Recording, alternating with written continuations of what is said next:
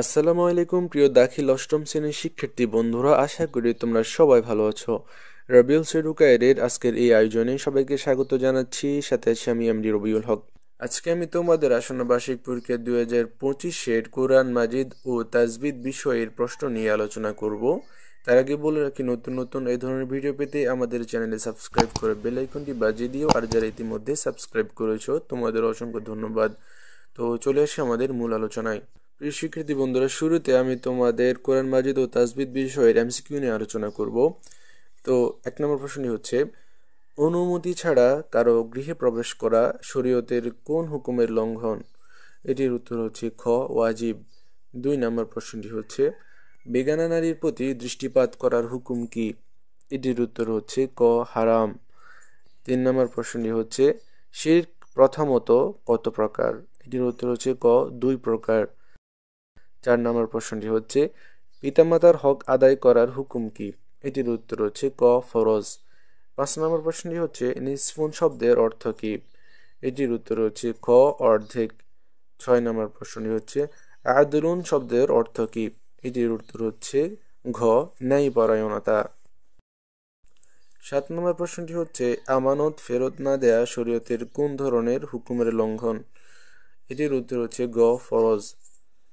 8 নম্বর প্রশ্ন হচ্ছে, তয়্যিবুন শব্দের অর্থ কি? এটির উত্তর হচ্ছে ক, পবিত্র।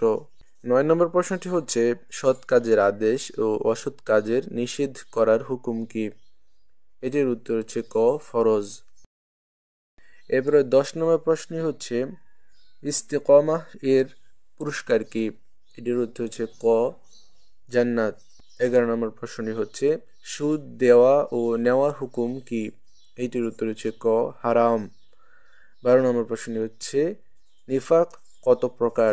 এটির উত্তর হচ্ছে ক, 2 প্রকার। 13 নম্বর প্রশ্নটি হচ্ছে, শিরকে আজিম কত প্রকার? এটির উত্তর হচ্ছে গ, 4 প্রকার। 14 নম্বর প্রশ্নটি হচ্ছে, মুনাফিকরা কাদেরকে ধোঁকা দেয়? এটির উত্তর হচ্ছে ঘ, আল্লাহ ও মুমিনদেরকে। 15 নম্বর প্রশ্নটি হচ্ছে, রিবা এর হুকুম কি? এটির উত্তর হচ্ছে ক, হারাম। 16 নম্বর প্রশ্নটি হচ্ছে, ওয়াকফ শব্দের অর্থ কি? এটির উত্তর হচ্ছে গ, থেমে যাওয়া। 17 নম্বর প্রশ্নটি হচ্ছে, পদ্ধতিগতভাবে ওয়াকফ কয় প্রকার? এটির উত্তর হচ্ছে খ, 4 প্রকার। 18 নম্বর প্রশ্নটি হচ্ছে, অতিরিক্ত আলিফ কত প্রকার? এটির উত্তর হচ্ছে ক, 2 প্রকার। 19 নম্বর প্রশ্নটি হচ্ছে, সাক্তা অর্থ কি? এটির উত্তর হচ্ছে ক, বাধা দেওয়া। 20 নম্বর প্রশ্নটি হচ্ছে, কোন চিহ্ন থাকলে সাক্তা করতে হবে? এটির উত্তর হচ্ছে গ, সিন।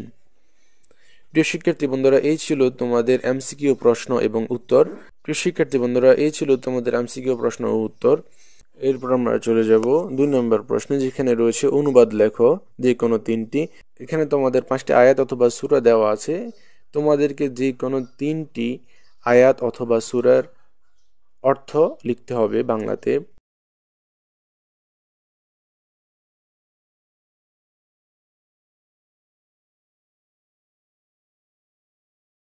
এরপরে রয়েছে 3 নম্বর প্রশ্ন, যেখানে রয়েছে নিচের প্রশ্নগুলো উত্তর দাও যে কোনো 3টি। এখানে তোমাদের জন্য 5টি প্রশ্ন রয়েছে।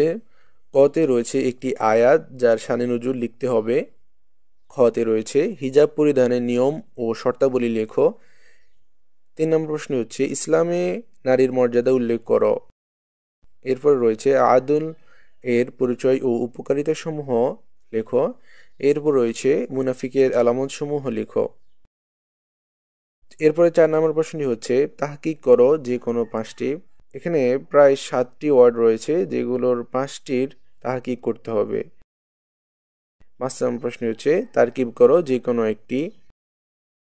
এরপরে 6 নম্বরে রয়েছে, হরকত সহ মুখস্থ লেখো যে কোনো একটি। এখানে 2টি সূরা দেওয়া আছে, সূরা আল আলা আর সূরা আল গাশিয়া। এখানে 2টি সূরার যে কোনো একটির 5 আয়াত হরকত সহ মুখস্থ লিখতে হবে। এরপরে 7 নম্বরে রয়েছে, নিচের প্রশ্নগুলো উত্তর দাও যে কোনো 2টি। এখানে 3টি প্রশ্ন রয়েছে, যেমন ওয়াকফ কাকে বলে, ওয়াকফ কত প্রকার ও কি কি লেখো। এরপর রয়েছে, আলিফ জায়েদা কাকে বলে, অতিরিক্ত আলিফ কত প্রকার ও কি কি উদাহরণ সহ বর্ণনা করো।